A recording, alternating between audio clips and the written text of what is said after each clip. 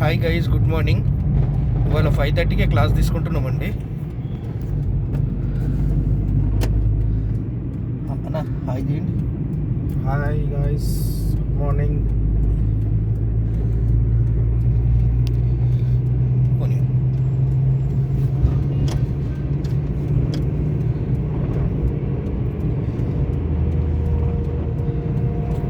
అన్న 4th చేయండి.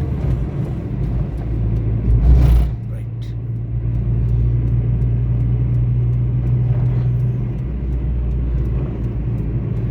Guys, water tank నుంచి హకీంపేట్ రూట్ వెళ్తున్నాం అనమాట.